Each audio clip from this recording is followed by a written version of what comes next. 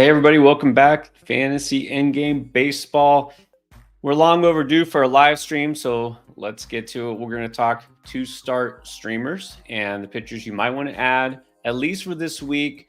There's a lot of possibilities, but only a few that are actually likely to help you. So I'm going to help you kind of sift through all the options so you who I like the best and why I like them the best. So we'll get to that in just a second. And also, reminder that look, there's not that much time left in the baseball season. You're going to want to know who to pick up. So waiver wire video is out. It's been out since Friday. So always check to see who you should be picking up.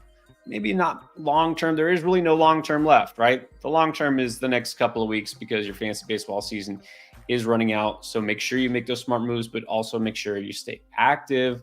That's the name of the game. You should still be streaming if that's at all possible in your league. So I'm going to go over some of the pitchers I like the best, and of course, going to answer your questions. We already got a couple here.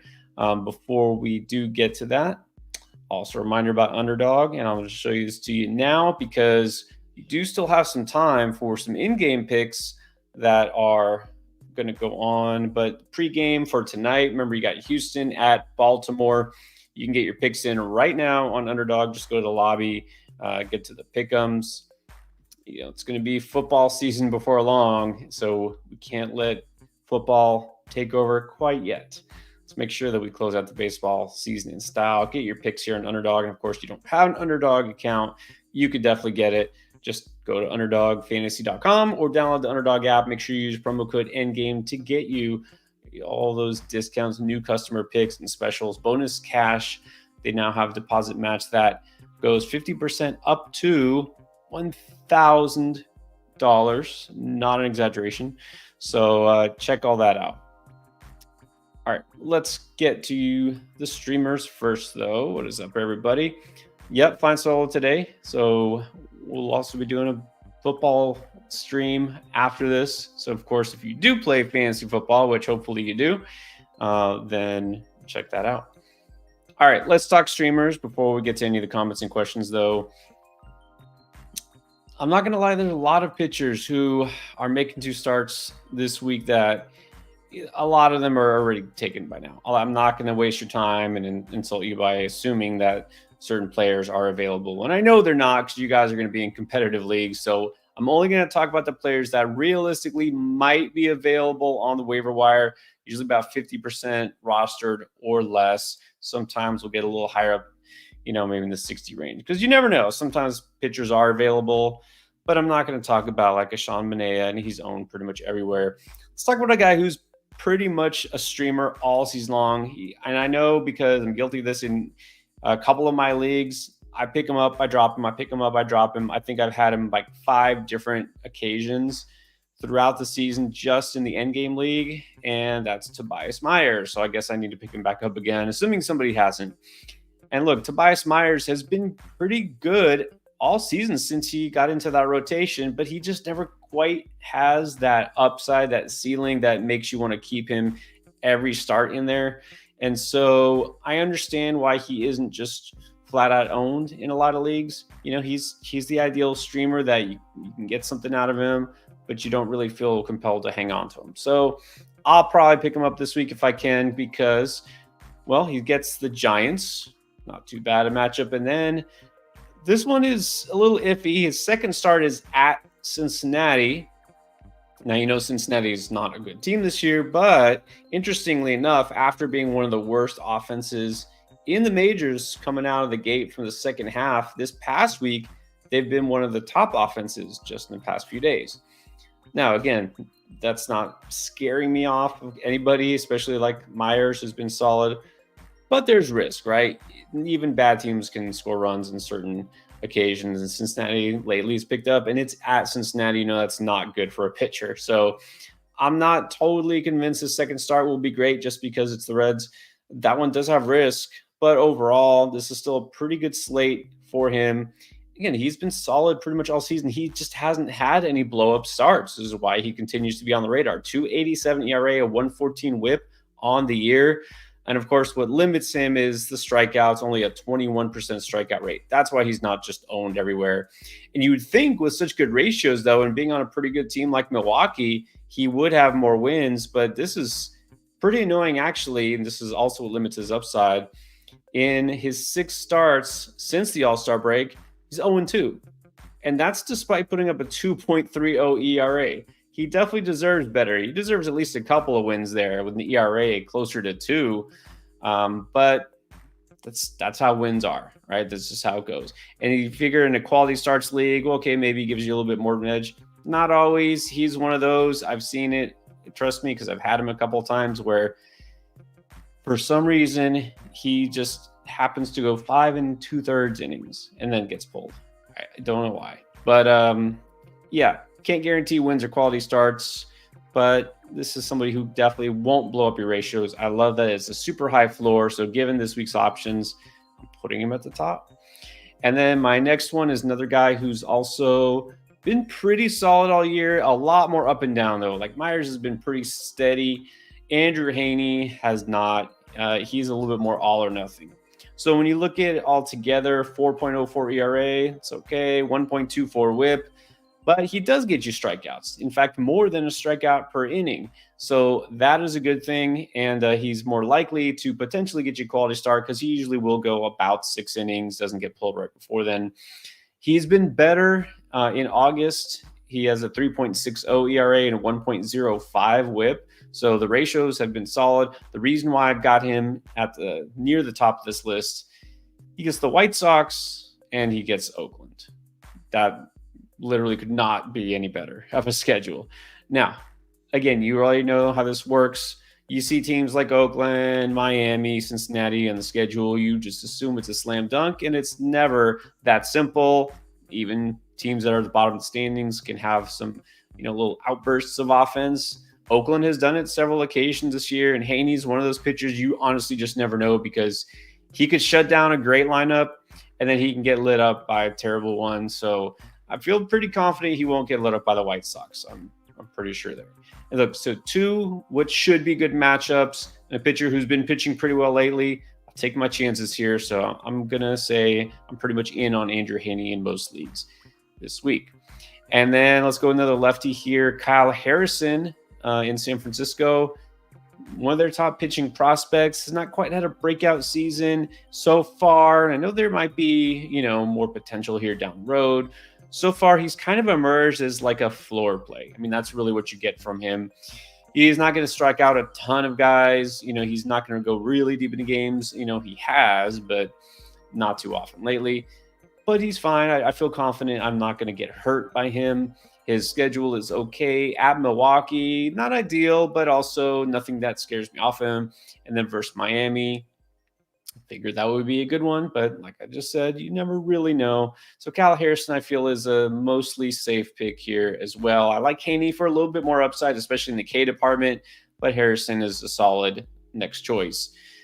And you want to take on a little bit more risk? How about Mitch Spence? Yeah, I'm going to throw out another Oakland A's pitcher. Like last week, I personally picked up Oswaldo Bido and was pretty solid for me. I mean, I'm okay going with him again. Mitch Spence is really interesting because at one point, not too long ago, he was looking like he was really emerging. Not quite JP Sears level, but he had 5 straight really strong starts in a row. And then his last 2 starts have been very different. He's got hit pretty hard. One of them was a really short outing. He was looked back. Now, this last one against Tampa, 4 runs. I think it was in 7 innings. So not terrible.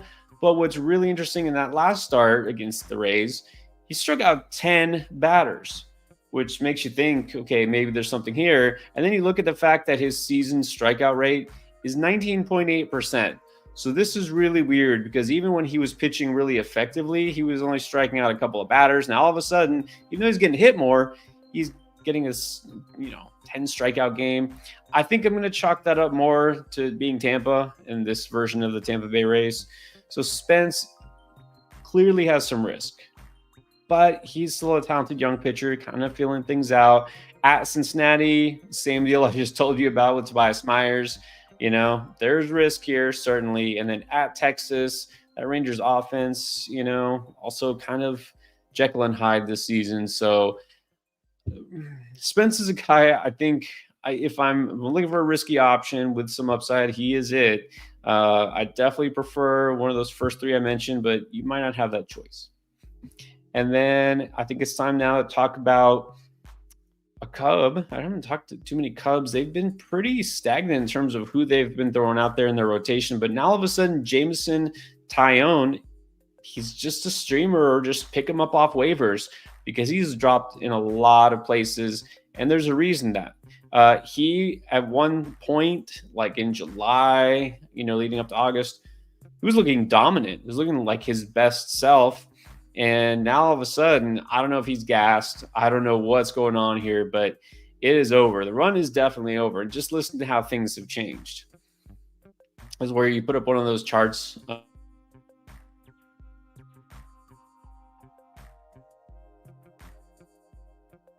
This with a big spike right here, because middle of the summer, he had 7 straight starts with 3 earned runs or fewer. Most of them, it was 1 or 2 runs at a time. He was quality start after quality start.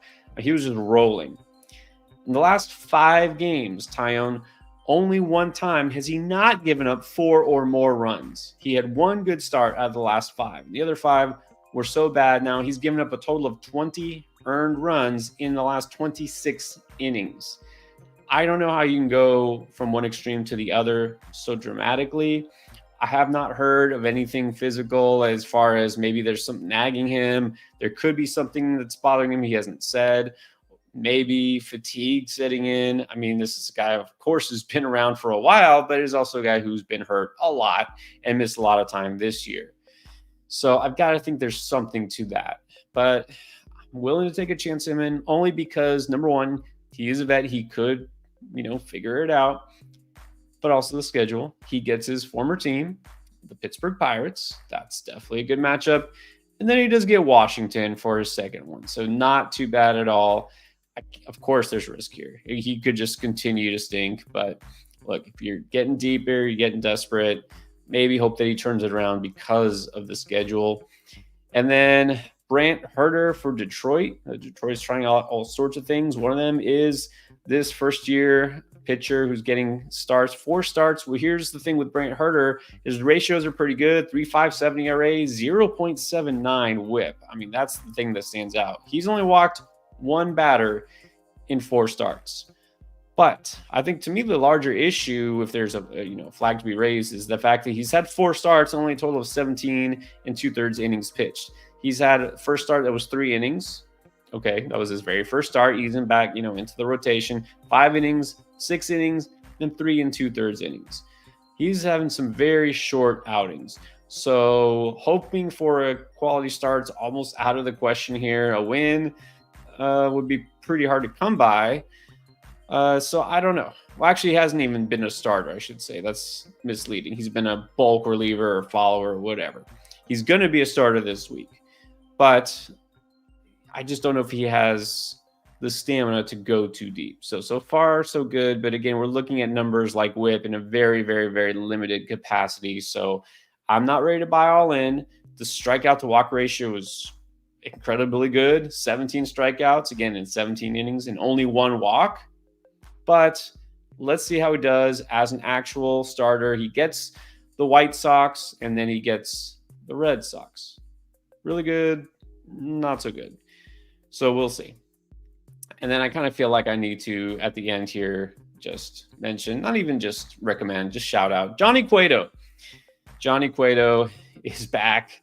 I don't even know what team this is for him. The Angels. I mean, he's been on the Reds, the Marlins, the Giants. So, I mean, welcome back. Good for you. Getting your spot here. He wasn't that bad in his first start of the season. He was fine, but I think only 1 strikeout. Don't expect strikeouts. Don't expect a win because he's on the Angels now.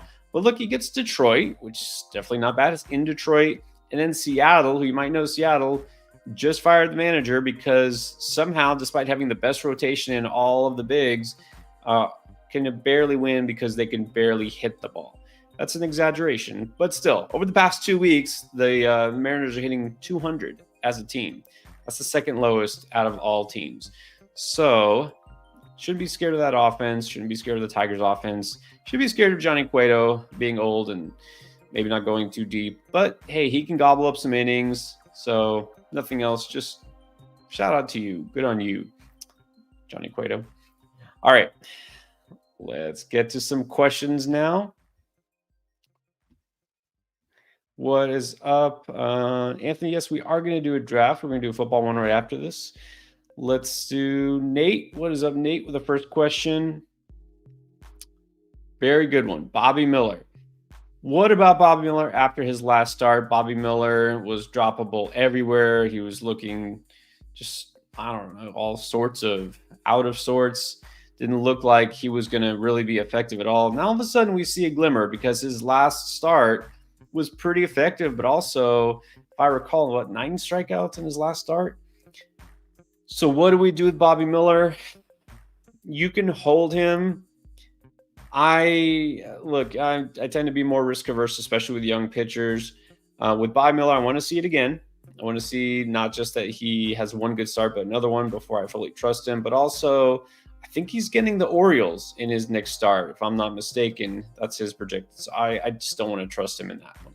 So I think you can keep him as a stash. You can maybe just hold on and see what happens, but I wouldn't want to trust him in my lineup right now in this next coming start. So let's see. And the Dodgers are getting, Glass now should be back very soon. Yamamoto is on the way back.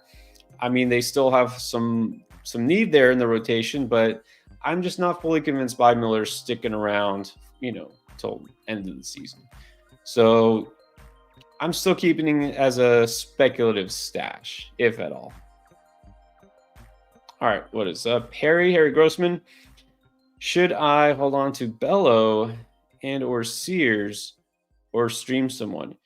I'm going to keep Sears. I mean, I just kind of talked about him as far as the A's pitchers. I mean, if nothing else, which is mostly nothing else that they've done right this year, they've kind of started to develop some of those younger pitchers. And Sears isn't super young anymore, but he's shown a lot so far in the second half.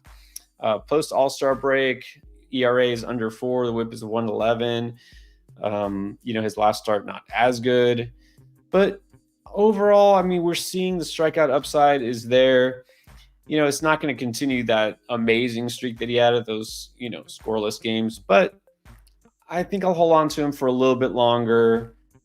And I don't remember who they play, who Sears is scheduled to face next. So that might have something to do with it. Let me check real quick. JP Sears. Yeah, I've seen him dropped. He gets Cincinnati, so it's everything I've been talking about, right? There is risk with that, but it's not a short thing. So not a must hold. I mean, obviously not somebody you have to go with. Bello, on the other hand, is another player who has been very up and down. You don't know what you're getting out of him. His last start obviously wasn't as good. He gets Toronto his next start. I'll trust him against Toronto because, this is an offense that has struggled, continue to struggle.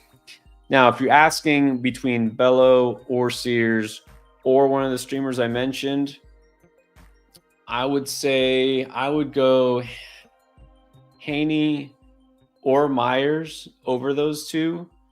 But then that's pretty much the cutoff because other than that, you're going mostly floor. Like I said, I don't think I'd prefer like Kyle Harrison over JP Sears or Brian Bello. So I might put Bello third of the group, but also again, you're looking for one start as opposed to 2. So if you can get a 2-start streamer, I would prefer that. There you go. Mike Lurk. What's up? Went with Haney as a streamer. There you go. Good choice. And then Super Dave. What is up? That's right. Dylan Cruz. So we don't have to talk about him beat the breakout anymore because he's finally arriving. It's been long overdue. I'm a fan. I want to see him up and stay up. So at least we finally see Washington doing what they needed to do all along is get these young players a shot. And look, I appreciate not rushing a player until they're ready, but It's time. It's the end of the year. There's no point to wait anymore. Let's see him. So yeah, Dylan Cruz. And the question might be, look, is Dylan Cruz a must draft everywhere? A must pick up, I should say, must add. You have to pick up Dylan Cruz. No, and I would still say I'm more interested in James Wood, anyways, because getting you those steals. Cruz not really a base stealer.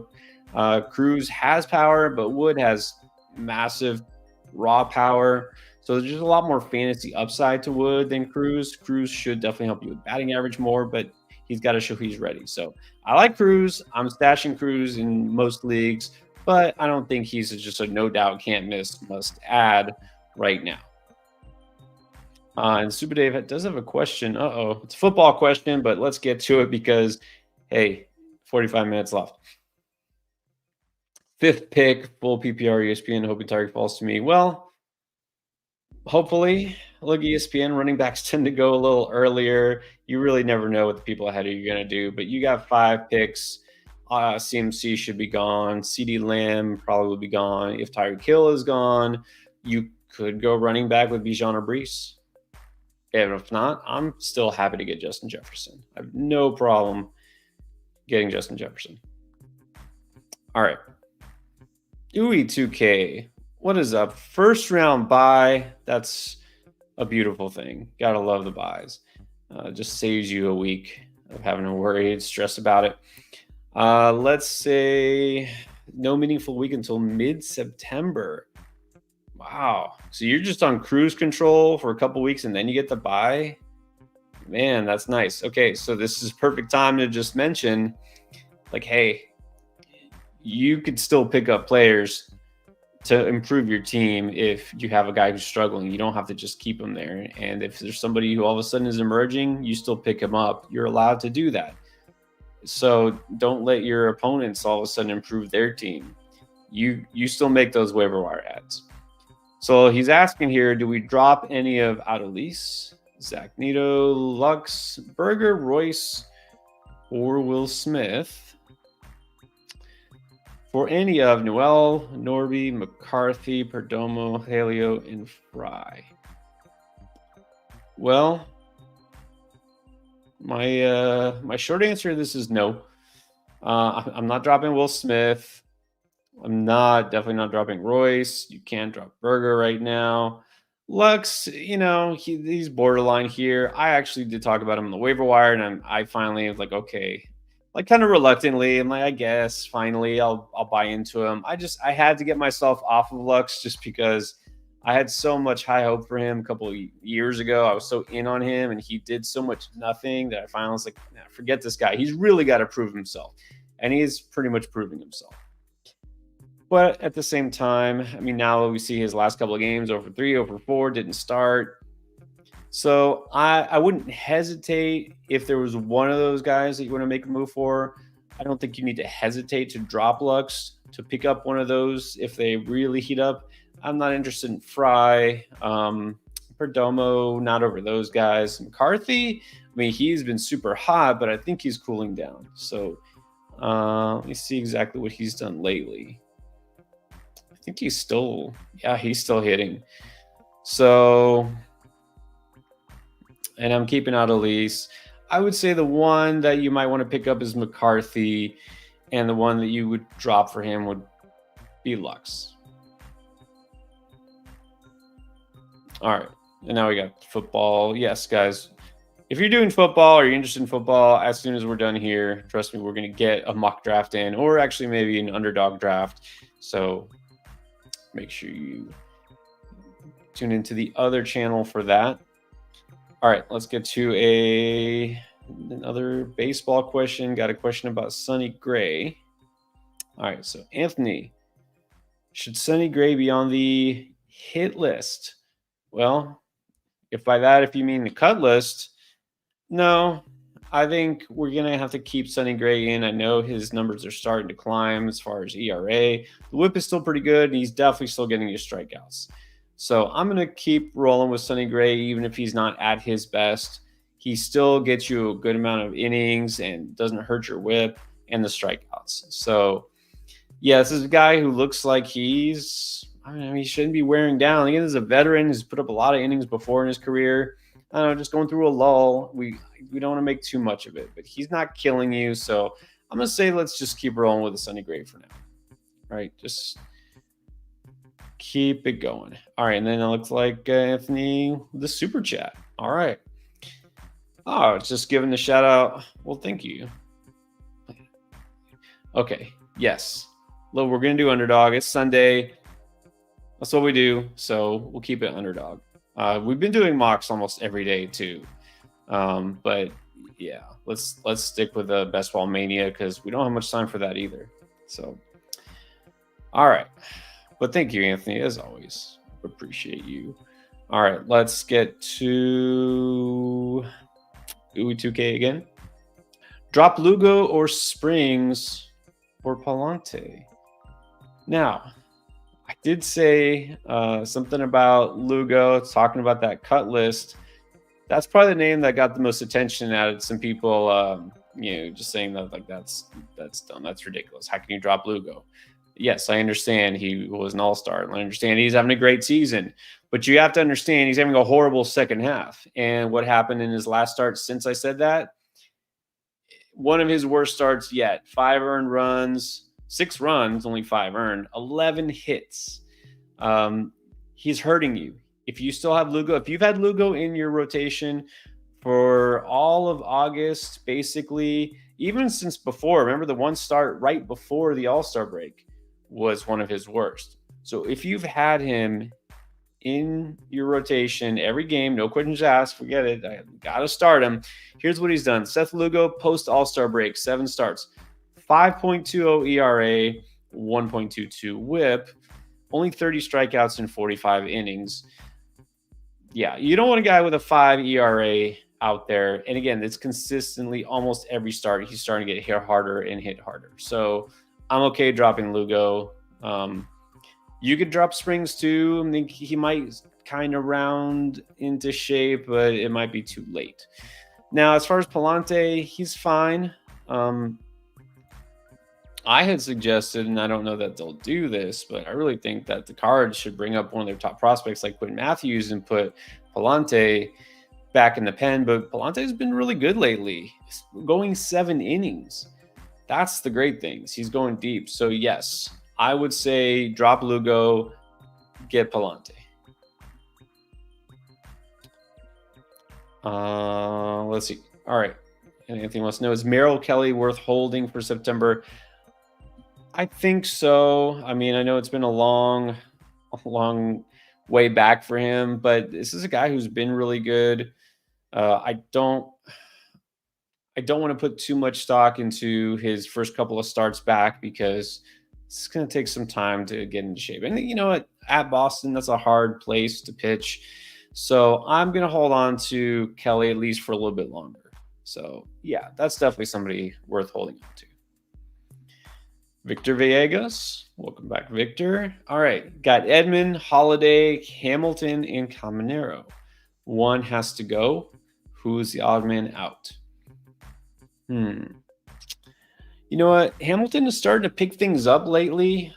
He's a really interesting player. In fact, Anthony knows we made a deal in our league, traded him, Hamilton, and he didn't last too much longer there before I think he got cut because Hamilton had that stretch where he was stealing a base like every single day. He was racking up hits, but it didn't last, right? Predictably, it didn't last forever. And now he's starting to pick things back up again, but is it really going to last? I don't think so. He's kind of more of a short-term source of steals, can help you with runs and such. But I want the higher end talent like Caminero and see if he busts out. He finally got a home run the other day.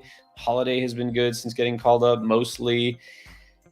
And I did say Edman is worth picking up. He gives you that versatility, which is also really nice. Infield, outfield, playing for the Dodgers. I think Hamilton's the odd man out, unless you really, really, really need steals. But if you're picking up Noel, that's power. Edman gets you speed. I think it's Hamilton that gets cut. All right, Nate wants to know, what about Maikel Garcia? Yeah, I'm glad you asked. I have Garcia in several leagues. Been a little disappointing lately, slowing down for sure.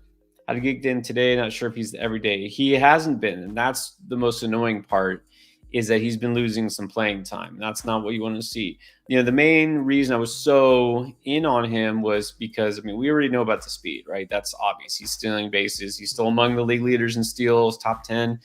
But also, he was scoring so many runs because that Royals offense was actually good, and he was leading off. And now he's not only not leading off every day, he's not playing every day because they got some guys back. So he's there most days, right? This isn't a strict platoon. This is just kind of a mixed match situation for them. But Michael Massey's been playing a lot.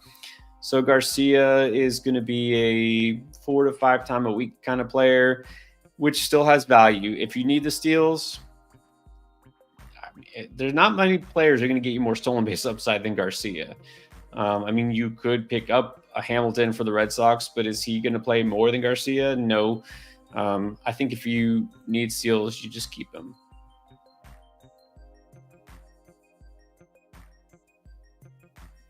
Let's see. Angelo. What's up, Angelo?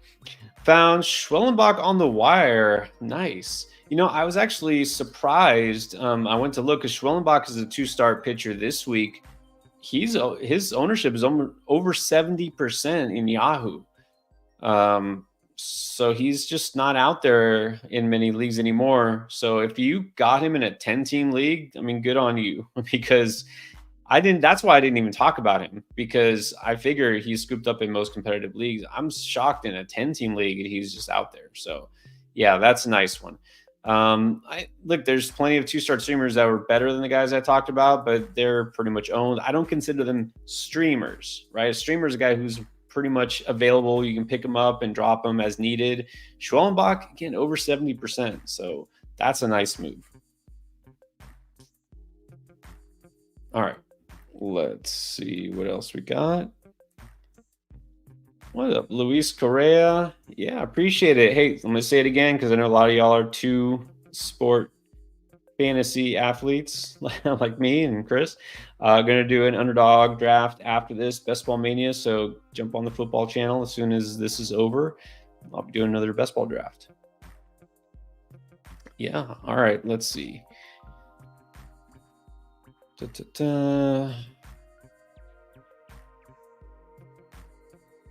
All right. Sorry. Trying to catch up.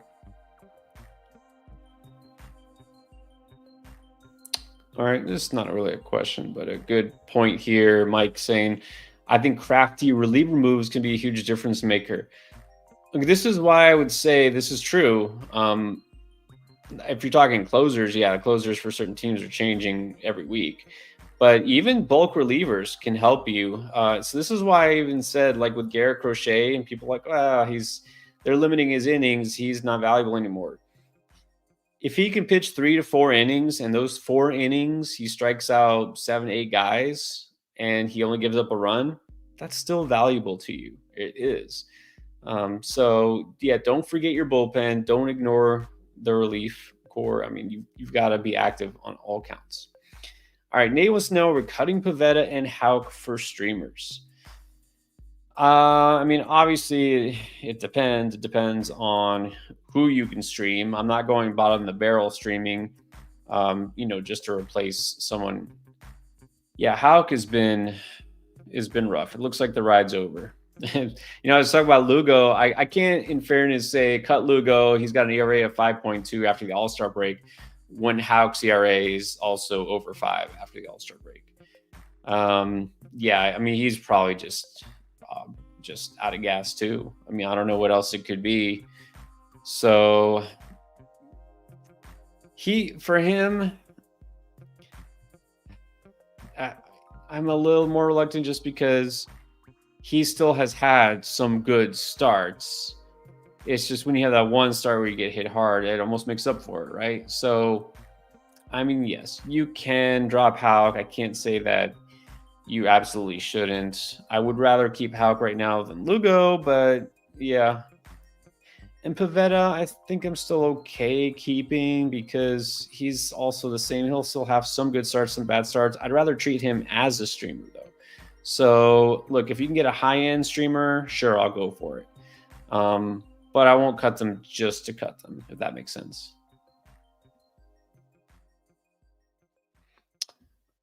Yeah, a lot of guys are getting tired. Talk about like Ranger Suarez and some of these pitchers who've missed so much time. This is the time you look. It's the end of August. A lot of pitchers put up a lot of innings. They're gonna start to, hit the wall. Some of them. All right. So, opinion: Ronaldo Lopez has been surprisingly good. That's right. Look, well, Ronaldo Lopez, a guy that from the beginning of the year, people were saying he's gonna tire out. He's never been used to throwing this much, as far as innings. Been a reliever, converted starter. Remember, he was originally a starter and just was not good, and then he had injuries, and so then as a reliever, he was excellent, and then now going to Atlanta's rotation somehow was still excellent. Hey, you just got to look at a guy's last 2 to 3 starts and make a decision, because honestly, at this point, everything that happened from July and before that, it almost doesn't matter. You've got to look at the second half of the season and just see who is going to have a good last couple of weeks. That's all that matters. Gaussman having a great start. Did he? I honestly kind of not paid much attention to Kevin Gaussman lately because I don't know. It was pretty obvious he wasn't going to have the kind of season where he had been the last couple. Still very up and down, though. It's nice to see he had a good start, really good start at home. But man, Gaussman has been pretty disappointing overall this year. What's nice, though, to see is that he is going deep into games lately. So, yeah, I think Gaussman still has to be rostered everywhere. I mean, he definitely should be. And this is one of those pitchers you just take what you get from him, right? He still has the stuff to get you strikeouts. He's still going deep. So, yeah, you're not going to get, what you got last year from him, but at least you're getting something. All right, Luis wants to know, rate my pitchers going into the playoffs. Okay, let's look at this whole staff. Got Webb, Steele, Bryce Miller, Skeens, Reagan's Woo, Mason Miller, Devin Williams. All right. Miller and Williams, stay healthy. You're great there. I'm a big fan of Woo, you know this, and Reagan's Skeens. It was a little reassuring to see he finally had people are all panicked about him, as far as the innings, and they thinking he's going to get his innings cut. Hasn't really happened yet. He had a really good start the other day. Try to see his last 6. He's going 6 innings every time. Like, what more can you really expect from him? So, yeah, I'm not worried at all about Skeens. He's still been great. Bryce Miller, love Bryce Miller. Steele Webb, you're good. You're good. Can I rate them overall as a staff? If this is like a 12-team league, yeah, this is a solid. I'd say an 8. I only can't put it higher. I mean, I guess Skeens is kind of technically your ace. You don't have as much high-end strikeout upside as maybe some other staffs might, other than Skeens. But yeah, this is rock solid. I wouldn't mess with it. Victor, it's an interesting question. Is Joey Estes safe to roster? I can't say that. Like all these Oakland pitchers, I mentioned Sears already, Beto, and, of course, talk about Mitch Spence. I don't feel safe with any of them. Sears was the one guy we thought, okay, you just have to add him, you have to roll with him. And, of course, what happens then he has a bad start. I would still roll with Sears, and I would just say he's safe to keep. But Estes, I'm still treating as a streamer unless you're in a much deeper league. So that's what I'll say. All right, let's see if we got any others. Nate wants to know, is Walker safe when Duvall comes back? Pick up Duvall in case. I mean, you figure Duvall is coming back, and so I never saw Ryan Walker as like a long-term permanent closer. So Duvall is back. Is he going to just automatically get that job? I think he's going to get first crack at it.